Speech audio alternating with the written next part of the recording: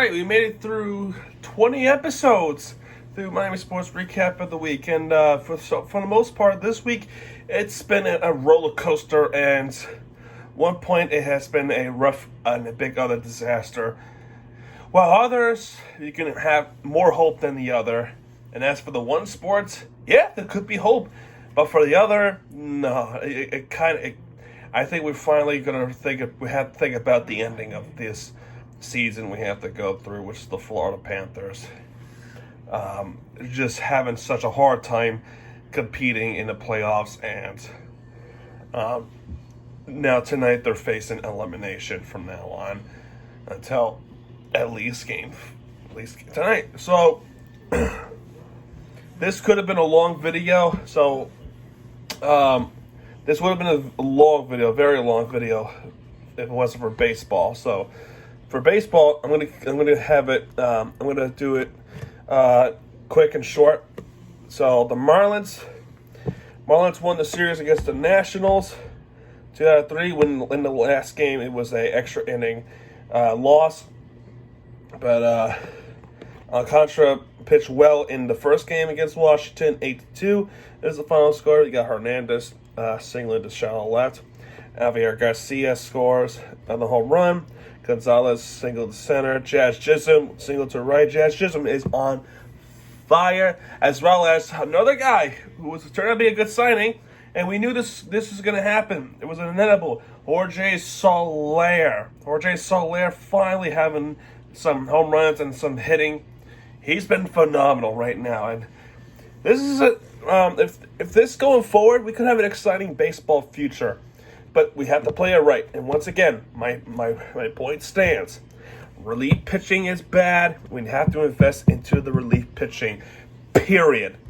So, let's see. Soler, speaking of, single to Charlotte, which is a three-run RBI single.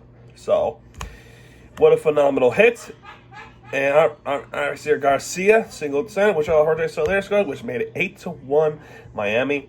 Thomas reached an infield single for the catcher, which allowed Hernandez to score, which is final score 8-2 Miami. And that was on Monday. Tuesday, we had to win the series against Washington 5-1.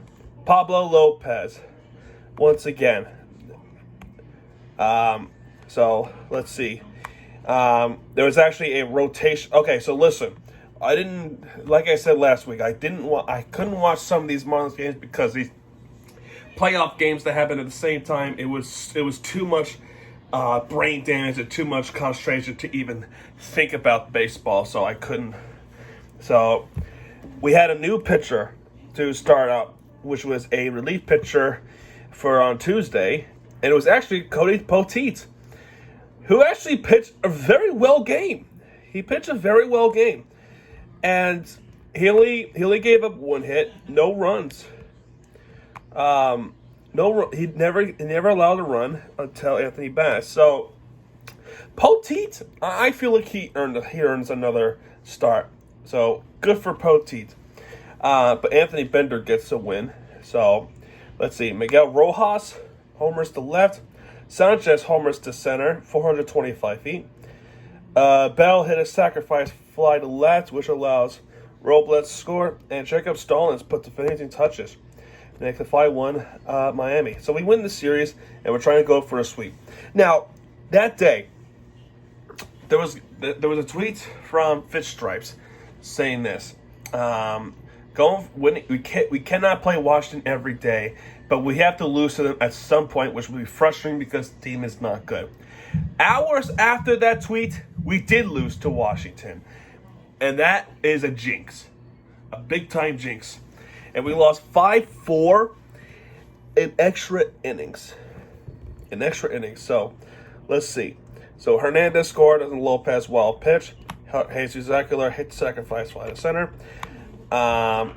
Escobar doubled. Hernandez doubled, 3-1 Washington. Garrett Cooper has a sacrifice fly, 3-2 Washington. And tie game, Jazz Chisholm on fire, 412 feet, which is tie game again. 8th inning, Thomas was hit by a pitch on a terrible relief pitching. Again, my point stands. And then Jazz Chisholm hit a sacrifice fly to right, which allowed Sanchez to score. Now, that run, there was actually some confusion and something happened. So, what happened was it Sanchez? It was Sanchez. So, there was a replay that maybe he left the bag a little bit early, but on the catch on the fly out. So high fly ball to right, Jazz Chisholm, right fielder for Washington, catches it, and Jesus Sanchez might have went a little bit early. It might have been a little bit controversial, but when you looked at replay closer, it was a correct call that he did leave it right on point, but he took it off. He took off right on time and right on cue, and then able to tie the game 4-4. But it did not matter in the end because guess what happened? Ruiz doubled to left, which allows Strange Gordon to score 5-4. What could I say? Then we had a day off on Thursday, and then Friday we had Atlanta at home. And we lost the series against Atlanta, but we did not get swept. Albie singled, Ozuna home run, Swanson home run, De La Cruz singled, Darnold home run, and Soler home run, his former team. Final score was 5-3 in this game. So, and this is his first game back since his ACL tear, which is Ronald Acuna Jr. But he wasn't much of an X factor in this game. Actually, he was in the first at bat. He was 2 for 4 in this game, and who was pitching this game? Trevor Rogers. Trevor Rogers is struggling really badly in the second season. He needs help. He needs help really badly because Hernandez can't help, and so as Hernandez is really, really struggling too. In this game, it is once again another 1-run loss. This is like the 10th game we lost by a run. Like at least that I can think of. 1-run loss. Our batting is alive. Good. I love it. I love hitting the baseball. But now this is the point where we need a freaking pitching. So this game, Hernandez, 5 innings pitch, and he gave up 1 run. So a little bit better. But then this is where I'm going to say it again. I'm going to keep saying it until my point has been proven. The relief pitching needs help. Scott cannot help. He gave up 2 runs. Poteet, back to relief pitching after starting. He gave up a run.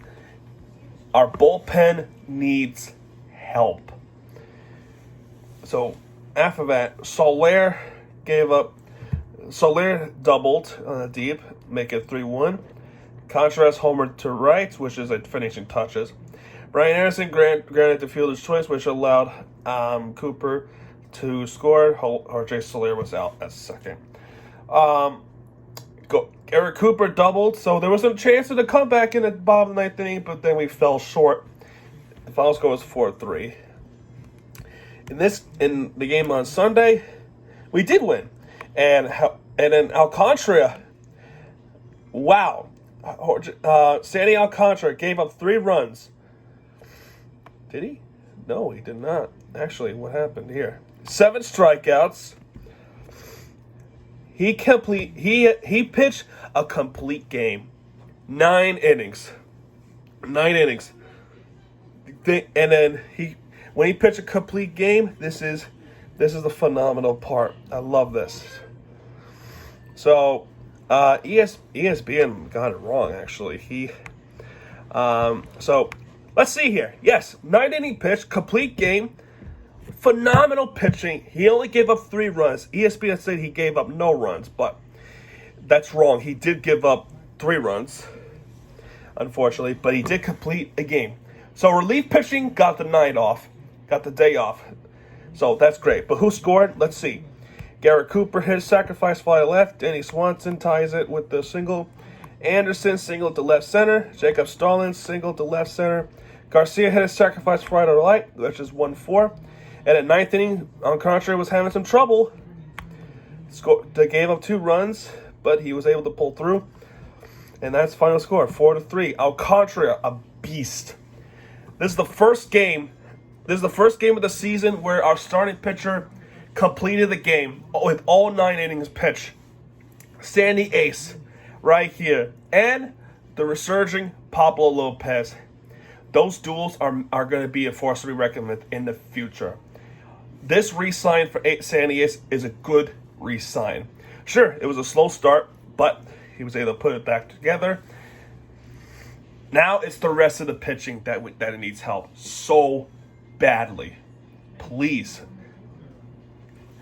Because upcoming, starting tonight.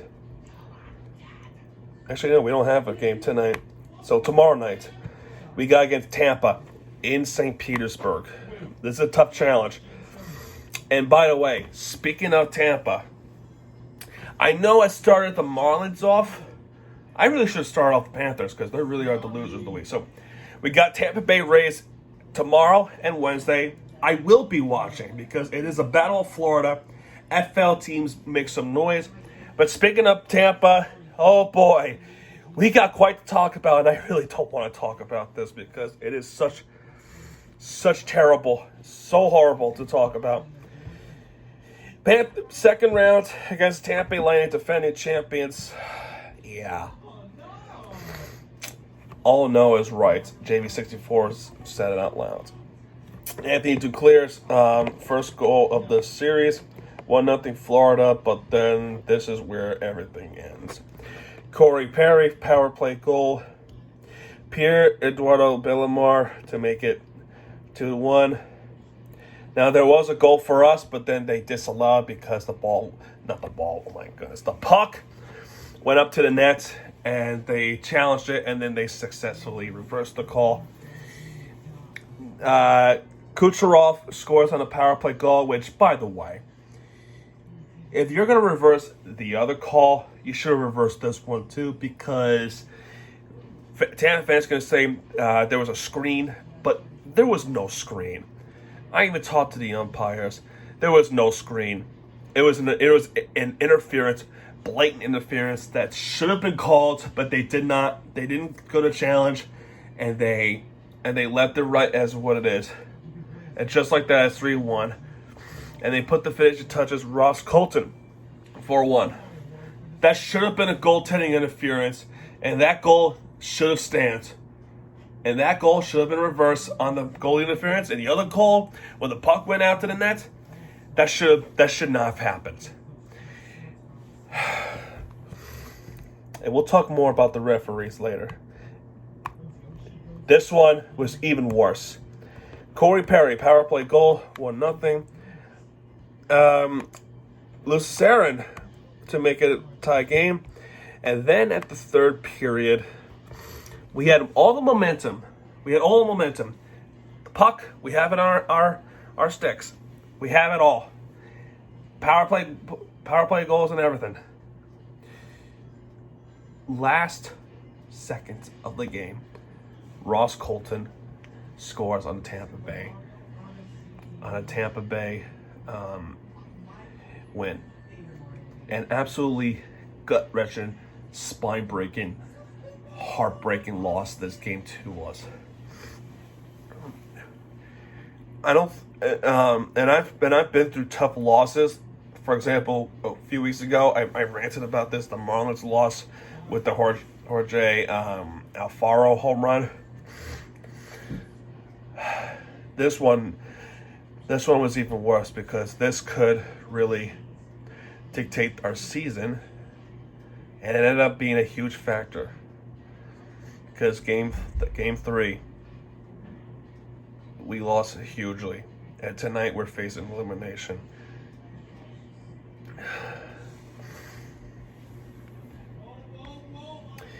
I didn't even watch the rest of game 2 on the Miami Heat side because we were getting blown out that game anyway. I was so heartbroken. I didn't watch. Anyway, Game 3 last night. You don't want me to talk more about this, but there's something I want to point out. Okay, so Corey Perry, 1-0. Sam Reinhart power play goal. I want to go back to that in a minute, but Sam Reinhart finally a power play goal in our favor. But it did not matter yet because Eric Kernack, Steven Stamkos, Kucherov, and Steven Stamkos again put the finishing touches. Now back to the power play goal. Our goaltending is terrible, yes, but there's something you should know about this one, right? This power play goal. It should have been 5-minute major. Here's what happened. So, Hager, I think it was for the Tampa Bay Lightning, pushes. Was it for Hagee? I don't know who it was off the top of my head, but our player was pushed through the wall on the vicious attack on our guy, goes to the wall, nearly breaks his leg. It was a 4-minute or 5-minute major penalty, and then they looked at the replay, and even the head official, the crew member in the Toronto headquarters said, that's a 5-minute major. It's a good call. But then they reversed it into a 2-minute cross-checking minor. Are you fucking kidding me? You're going to call that a minor? He almost ended my guy's career. It's a major penalty that should have stayed with a major penalty, but then they changed it to a minor penalty. Yes, he got the power play call, but this is where I mean later on these referee bias to that team, and then the other team, we get the less credit and we get more screwed. We didn't lose, we got screwed. And now because of it tonight, we are facing elimination. We're trying to do something that we're trying to do the impossible, to come back from a 3-0 deficit, which is hard to do against the defending champs like the Lightning. We can't win like this. Brunette needs to change this, because I feel like with Mackenzie Weegar being a liability, he needs to go. At this point, he is not fit for it. Panthers suffering losses like this is actually ending our season. We're getting swept right now. If we get swept by the Lightning, there is some trolls and there's going to be toxic people coming into this Florida rivalry and making a big fuss about it, saying that we're better than you, but yet the referees benefit. This is going to be a clusterfuck that we're trying to avoid. And we're at the impossible scenario. The impossible scenario now. Vasilevsky is great, yes. Bobrovsky is short. It's short on what Vasilevsky can do. Best team in the league. We're getting destroyed. And we deserve it. But we didn't deserve such bullshit. Anyway, moving on. Miami FC. Box score. Anjan Reed on a stoppage time goal to avoid the loss against Detroit City FC, with Antonio hopping top. And look, I did not watch this game, and I did not watch the game on Saturday. There was a playoff game that I'm really concentrated with, which is the Miami Heat, and I was away. I actually forgot that this game was on, especially against Charleston Battery, which, by the way, we talked about that a while ago with the Carolina Cup Challenge. But anyway, Miami FC against Charleston. It's been all Miami. But Otello, 2 goals in. The 5th minute and 32nd minute. Florian Vallet, 16th minute. And Romeo Parks with the 50th minute. So everything is in Miami's favor. And then, by the way, there was actually a red card issued on Charleston. Deonis Harmon in the 54th minute. He actually got a second yellow, and he was sent off. So everything was not good for Charleston. And we win it in Charleston, South Carolina. which is a pretty big deal. Pretty big deal. It's pretty hard to play in South Carolina. And our next game is against Pittsburgh. And we're trying to catch up to Pittsburgh because we are still in 6th place behind Tampa Bay Rowdies and the opponent on Saturday. Pittsburgh River Rounds. So, actually, now that you think about it, Memphis 901 City, the team that we actually beat, are in 1st place now. So the East is actually getting tough. So, all right, staying on soccer, it was tough for me to choose actually between the Heat or Inter Miami. I really could have picked Inter Miami, but the Heat one was really impressive and more to talk about because the fact that it is a playoff series. Now, I didn't want to jinx things, but this is something that needs to be said. But that doesn't mean I'm not giving Inter Miami any respect, and that's the team I'm going to talk about next. So, Inter Miami. So, what has happened to Inter Miami? So, Wednesday, we go up to Philadelphia, and perhaps we could have won the game if our attacking was a little bit better. But, knowing it's on the road, again, we could have won this game, but it was against Philadelphia. It was against Philadelphia on the road, sitting at 1st place right now. So at this point, I'll take it. But this would have been an easy choice if they did win against Philly, but it did not. It's still a draw. So we got the point streak. We still have the point streak, do we? Yeah, so we got the point streak starting from DC. Should have won that game. And against Philly, should have won the game. They're getting better. Inter Miami's actually getting better. Nobody scored it in that game, not even Philly. And it got better from last night against the New York Red Bulls, who were the top seed team initially starting the beginning of the season. But now, we actually had a clean sheet shutout against the New York Red Bulls in Dry Pink Stadium. A lot to look forward to since the time that the city commissions approved on the new Miami Freedom Park Stadium. So, let's see who has scored. So, in the 29th minute, it was Ariel Lassiter, number 11, Houston Dynamo former player, scores on a nice goal. And then later in the game, it was Robert Taylor, a youngster, a very fast youngster, in the 86th minute to put the finishing touches against the New York Red Bulls. It was a beauty of the goal. Higuain had the ball, passed it to Robert Taylor, and passed it to, I'm not quite sure who it was. I'm not good with names still, but regardless, it might have been Mota, actually, but number 7.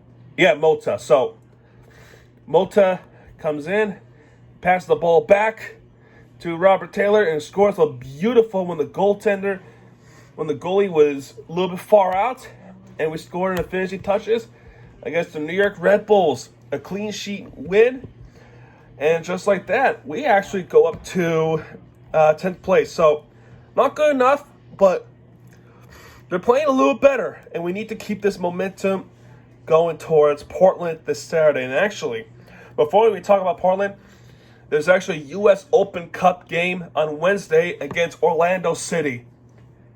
So it is a tournament game, round of 16. These are huge test games, both in Florida, one in Orlando, one in Fort Lauderdale. So if you ask me which game is more important, I don't know. But for soccer, it's starting to. And we need this. So, Orlando City, the big rivalry going on right now. We never won a game in Orlando at all, not even an MLS back tournament. So, if there's any game more important against Orlando City, it's this one, the U.S. Open Cup. So, yeah. And after Portland, we got less games coming up in June because of the international break. But we do get the game against Atlanta, pending on the NBA Finals that we could potentially make. And Minnesota. So, yeah. So, that's what that is. Speaking of NBA Finals, finally we talk about the winner of the week, Miami Heat. So there was a lot to talk about, but I did it fast pace because frankly, I'm in a time crunch. So game one, we talk about the box score. PJ Tucker with 5 points. Jimmy Butler with an outstanding 41 points, who is still not labeled as a superstar, so disrespect continues. Bam Adebayo with 10 points. Gabe Vincent with 17 points. And Max Strus with 11 points. Tyler Hero with good 18 points as well. So, getting outscored in this game in the first half. And in the third quarter, we outscored them 39-14. And we had to hold on in the fourth quarter, and we did just that. It was an outstanding performance by Jimmy Butler against Jason Tatum's and Jaylen Brown's, who are dominant, and as dominant as they can be. So, again, the media itself constantly disrespects the Miami Heat every single way. And you know what? Let them underestimate us at this point. What will it take to finally earn respect? What will it take? And in game two, we lost to them at home. And just like that, they give in the Celtics like they're gods. And disrespect the constant. So, again, it was an awful day already. The Panthers lost in a heartbreak that night as well as the Heat getting destroyed the same night. I just turned it off. I didn't want to comprehend the torture anymore. PJ Tucker with 5 points. Jimmy Butler with the wasted 29 points. Bam Adebayo with 6 points. Gabe Vincent with 14 points. And Max Strus with 6 points. Bam Adebayo and Tyler Hero and Oladipo off to some slow playoff games. And they really need to rebound it into game 3. And boy, Bam Adebayo did just that. Bam Adebayo in this game 3, had 31 points. PJ Tucker with 17 points. Jimmy Butler, 8 points, who left early because of the knee inflammation, which is caused by a Boston Celtics player. So we don't know if it was intentional or not, but it did look like a pretty bad knee injury. But thankfully, he's able to play tonight, and not much. So we're short-staffed, big-time short-staffed. But, the media won't care, and I'll talk about that in a minute. Kyle Lowry with 11 points and a steal, which is the game-ending steal. And that really put the finish. This game was absolutely mind-boggling and shook me right to the core.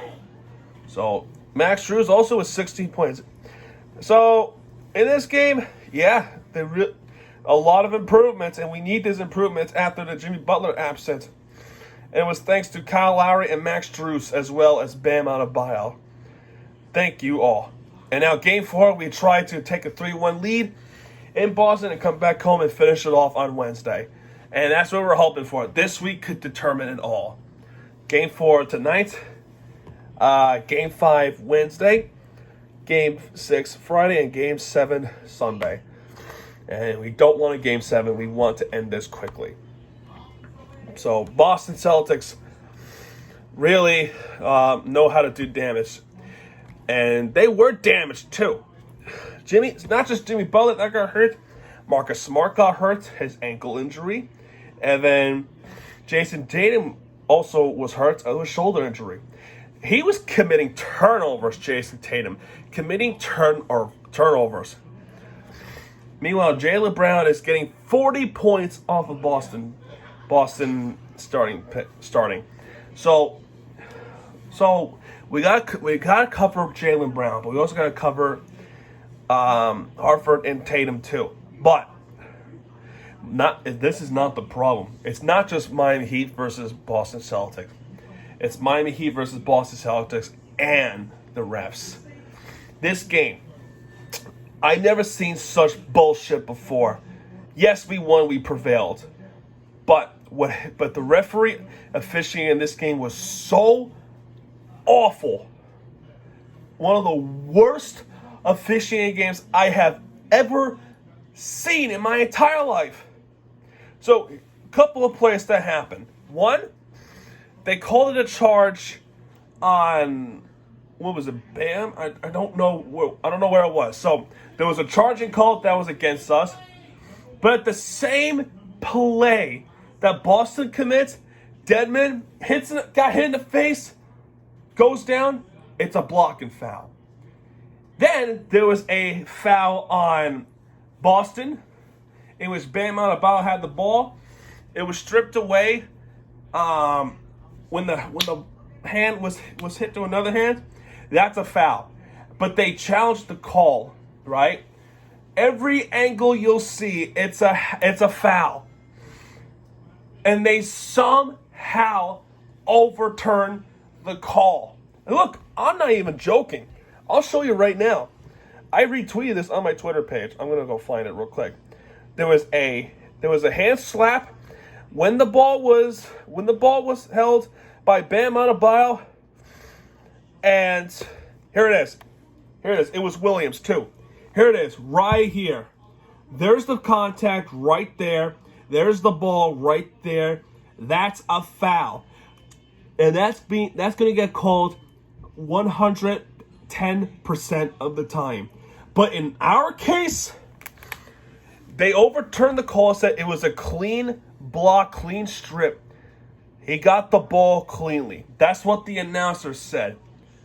That's what the media said. But every angle you see is incorrect. Incorrect call. And frankly, this is getting out of control. That is the worst call I've ever seen. I don't care if we won the game. You cannot miss the call like that. And they make it so obvious too that they're doing this. They are doing this to get the Boston against the Warriors, which, by the way, it could very well be the Warriors in the NBA Finals. So if we beat Boston, we're playing the Golden State Warriors. One of the fewest teams to play against the Golden State Warriors, which was the Cavaliers and the Raptors. So I don't get it. I don't get why that the referees are being so biased and so awful against the Heat. And by the way, speaking of the media, after the game was over, ESPN said the Heat took advantage against the depleted Boston Celtics team. What? Marcus Smart was hurt. Pretty bad looking ankle injury. He came back. Jason Tatum, shoulder injury, came back. Jimmy Butler, knee injury, did not come back. We were depleted, not them. In fact, their injuries came and go for some reason. If anything, we were more depleted and we still won. That's why I picked them winner of the week. Right there is why. We were depleted and we still won. They given them more attention than we got more credit that we should have gotten. This is the Miami media that is so hateful towards us. That is the media right there. Corrupt, biased, don't give a damn. The home, whatever, man. I'm done with this. So tonight we got Game 4 against the Boston Celtics in Boston, Massachusetts. This week could determine it all. We're probably gonna see elimination. I'm sorry to say, but if there's any miracle chance that the Florida Panthers could come back, we're gonna come back cats for a reason. It's a Miami playing so good right now. Hopefully the winning streak continues. More importantly, now Miami Heat could go back to the NBA Finals, and that's what we really hope for. We really hope for the opportunity to go back to the NBA Finals. So that's going to do it for this video, folks. If you like this video, hit that like button, subscribe for more content. Miami TVG has your back, and when he does, he'll be right there with the NBA entertainment you deserve. Miami TVG signing off, folks. Good night, everybody.